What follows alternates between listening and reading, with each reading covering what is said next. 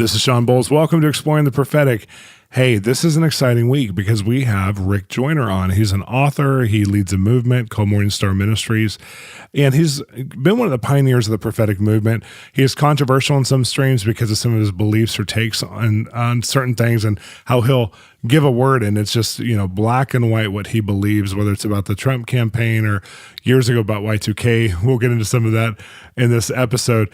But Rick has given some of the riskiest words of anyone I know, where he's even put his relationships on the line, and he's fearless, which I really love about him. But he loves love. He really respects people. He really honors people, to the point that there's a lot of people that the church has discarded, like falling ministries and people who no one likes anymore. And Rick will actually work on their character and their life and their choices and their families and all that kind of stuff, and provide an atmosphere in the Morning Star Ministries hub for them to get restored. So this isn't just a man who gives risky prophetic words and is relationally dangerous. He's not at all. He's actually relationally sane and connected, and has really built a ministry world that has missions, souls as a thrust, getting people saved, maturing believers, doing a lot of different school programs, going after the business world.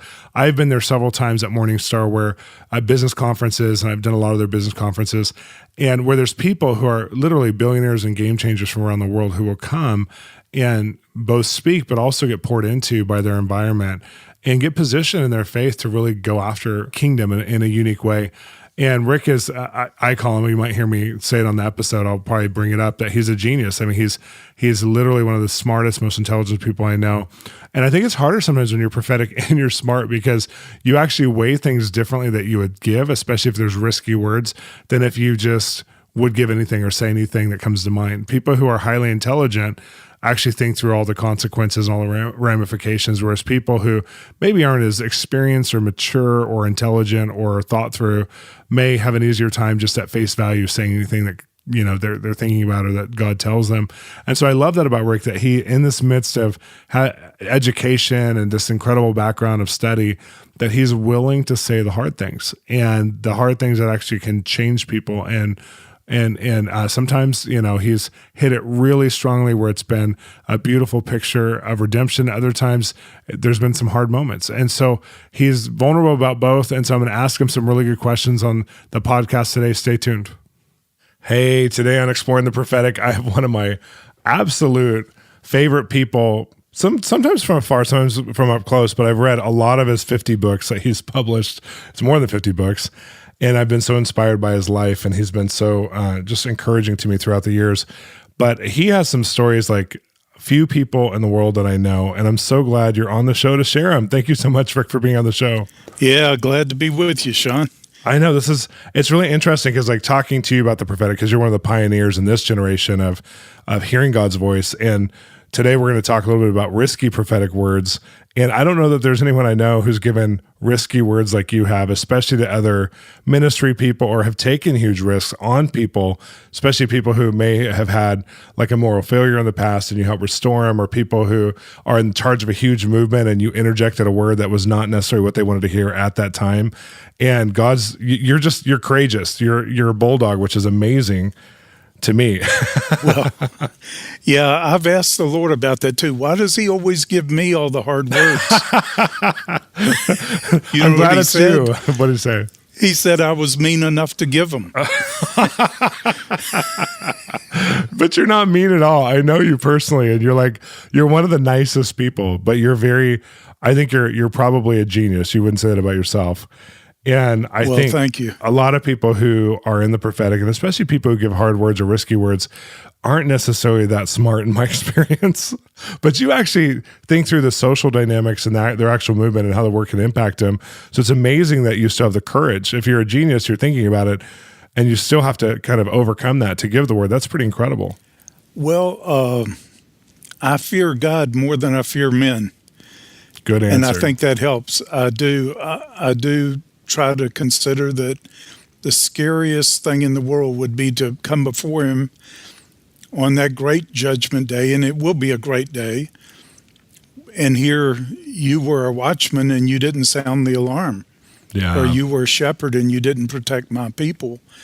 And that's what I fear more than giving hard words. Yeah. People mad at you, they can only do so much. But and of course I want to do the will of the Lord. That's what I'm committed to. Absolutely. And let's get right into it. Tell me some of the risky stories, because you have so many, but what comes to mind? Well, some that I could talk about, in at least in general terms, or, like the first time I met John Wimber, and I didn't know who he was. I just met Jack Deere, and I was at Jack's house. And John called and asked Jack if I had a word for him. And I just asked Jack, who is this? And he said, he's the head of the vineyard. So I thought he was a winemaker. I really did not know who he was. Yeah. And I'd been in a place of pretty much isolation from what had been going on in the church for a while, purposely just trying to seek the Lord. I really didn't know who he was. And he asked me if I had a word for him, and I started to say no, and the Lord gave me one. Before I could say no, he said, tell him that scandal is about to be released in the vineyard. Oh, wow. And I'm at the time thinking, what kind of scandal could there be in a vineyard? And thinking it's still grapevines. And so he, didn't like that too much. He said, can you put Jack back on the phone? I said, sure. But that, the next day it happened. Oh, wow. But he used to introduce me as the prophet who never said anything good to him, or never say anything good. And we used to fight a lot, and I mean, we know as for the prophetic, like for me, if I was leading a movement, and I mean, there's the days that scandal breaks out. So if I was leading a movement like John, and I didn't get that word that scandal was going to break out, I wouldn't know, is the Lord helping us? What are we doing? You don't have as much faith to navigate it. But I mean, you literally spoke from the Lord, like scandal's about to break out. And to me, I would take it as I'm with you, have courage, And so I think like for these kinds of words, sometimes when they're risky, they're actually God. And I'm just saying the same thing maybe that you would say, they're actually God helping us. There's his divine help. And we don't always want to hear them, but man, we all go through hard times. There's a difference between going through a hard time with grace and going through a hard time with pain. So I think it's amazing. And I think John took it as encouragement the next day when it happened. Yeah. Then he wanted more. And then, I think it was helpful to him. Then he's like, wait, what do I do in the scandal? I'm sure he called you back. You're like, oh, this isn't about grapes? Yeah. I got a briefing from Jack on who he was and what he was doing. And, of course, we became good friends over the years. But to me, the worst was with Trevor Yaxley in New Zealand. And, he, I think, was responsible for one of the greatest revivals that happened during the 1980s and 90s. But wow. Anyway, I was with him, and he took me to the place where his son was killed in a car accident, just to show it to me. It happened to be the same place where Captain Cook slaughtered the Maoris when he landed at New Zealand. Anyway, while I'm there, the Lord showed me that Trevor was going to have an accident in the same place. Oh, wow. And I thought that I didn't say anything. I was touring churches all over that New Zealand. So I was when I got down to the South Island, down Christchurch in that area, the Lord was still working on me that I had to tell Trevor about this. And finally I said, Lord, if Trevor calls and says he wants to meet me in the Auckland airport when I have a 4-hour layover going home, I'll share it with him.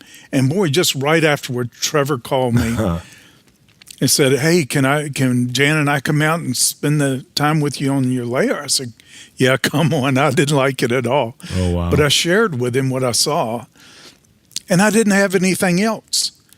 Just, you're going to have an accident in that same spot. So he went to David and Dale Garrett right after he left the airport, who you may have heard of. They're considered the fathers of modern worship. Yeah. But he went to David and Dale, who were kind of his elders, and took the word, and they witnessed to it. They said, Trevor, we think this is a true word. Well, anyway, make a long story short, it happened the next day. Oh, my gosh. The next day, and he, first they didn't think he was going to survive, and then he had like 100 and some broken bones just in one leg. They thought he'd never walk again. All this stuff, of course, he completely recovered. But it was after he had that accident, the Lord gave me the rest of the word.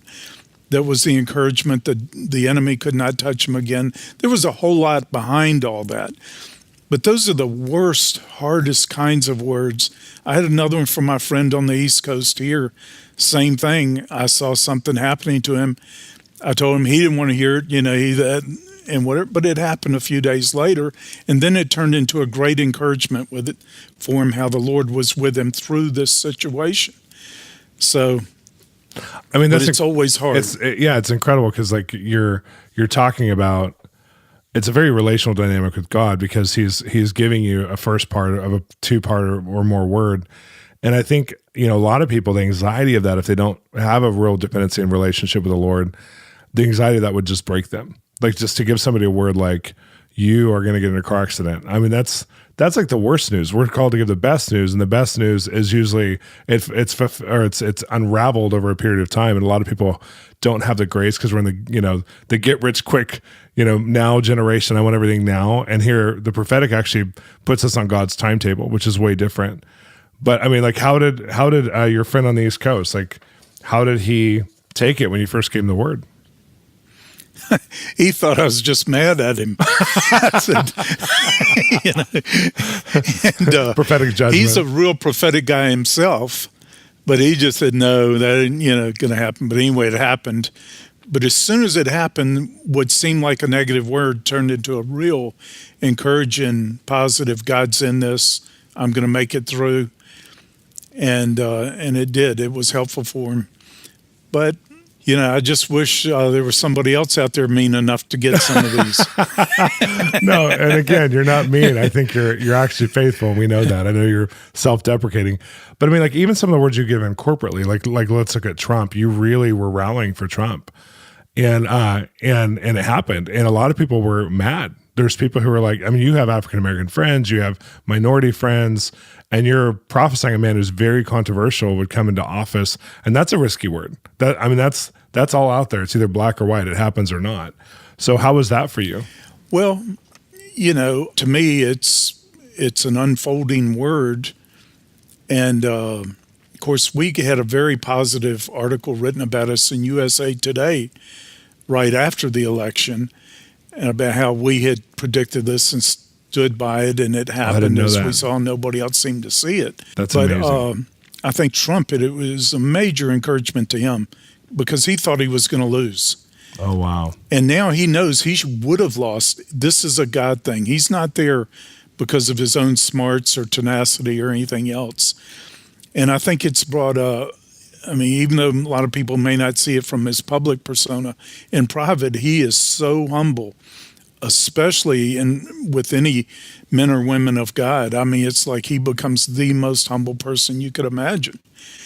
But he doesn't have a fear of man. He doesn't respect people, especially politicians, because he's been able to manipulate them his whole life and use them, but I think it's working towards his good too, and it's going to work for good for us. But yeah, it's been tough. A lot of people, I was the only one that I know of that started standing up and saying Y2K is not going to be a big deal.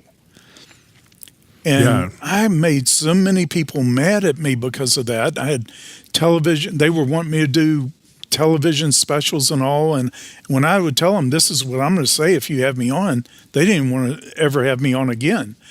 Wow. But then when it happened and I was right and they were wrong, they got even more angry with me. It's like, so, it's almost a no-win. You've got to just care about what God thinks and, hope it works good for his people. And I'll say this because I witnessed you one of the times you talked about Y2K. And I was in the video game industry at the time, and I was working with some of the top programmers. They were at Universal Studios and working for like NASA and stuff, and they were working on our game. And I asked about Y2K because I felt like it was a nothing. Like I felt like it was a conspiracy theory, And they were like, absolutely has nothing to do with reality or relevance. We don't know how this got blown up. It's a bunch of conspiracists.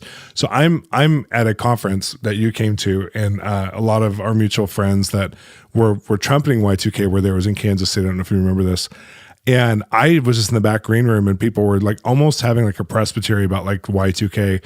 And I'm sitting there going, oh my gosh, because I was like, they asked me to join the conversation. I was like, I don't want to join the conversation because I actually don't agree with any of this. And they were in shock. Like, how dare you? Like, you can't not believe this. And then you walk in from the airport and they're talking about it and you totally slammed it. You're like, I forget what you said, but something like, I would stake everything. This is not going to happen. This is totally a fantasy that the enemy's trying to distract us with or something. You said something really profound. And I remember they just looked at you like, almost like, are you an idiot? We trust you, but like, you're so deceived, Rick. And I just loved it because you didn't change. You kept on being you kept on. And I think I learned a lot from that moment where you had a prophetic perspective that was controversial, but you just stayed the course and it didn't cost you relationship with them to believe it. You still stayed in complete relationship, but you could feel their judgment. I mean, is there ever a time that you get bugged by that, or is it just like, it doesn't matter? Well, I probably am. I may be too thick-skinned, but it doesn't matter. No, it's good. I think I'm too sensitive. I was even sensitive that day. I'm like, great, now everybody hates me. Great. And then you came and I was like, yes, validation. Yeah, but to this day, I still get blamed for the Y2K prophecies. Yeah, I've heard people say that. And I was the only one for a long time saying it's not going to be anything. Isn't that but bizarre? A lot of people, yeah. So you just can't, you just have to say, I'm here to please the Lord. Yeah. He'll straighten out everything at the judgment day, and it'll be good.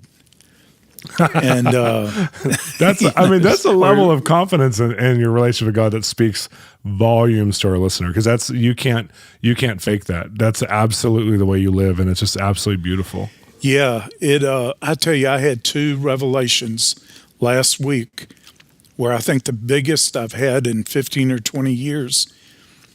And Wow. Either one of them, I sat down after each one of them, I said, I don't have enough time left in this life to process all this. Wow. This must be what they meant by the eternal gospel. We'll be preaching this one forever. It's an endless source of revelation of the Lord. Yeah. And he is so big, so awesome. If we see him, how can we care what men think? How can that be important to us, And you are a man who's definitely seen him. For those of you who haven't investigated much into Rick Joyner's world and ministry, I would encourage you to start with some of his books and watch his videos. They have incredible just platform at Morningstar and everything they're building. But you can get mentored, discipled, trained, even online if you don't go there. They have incredible events. But Rick, what is the best way to get a hold of you? Or what would you want to point people at today? Well, our website is morningstarministries.org. And of course, you can go to morningstartv.org or .com. And, but Morningstar, most of mine's released through Morningstar Ministries. Yeah. Well, thank you so much for being on the show today. This has been incredible. Thanks for just sharing your perspective. Well, good to be with you, Shawn. I appreciate it.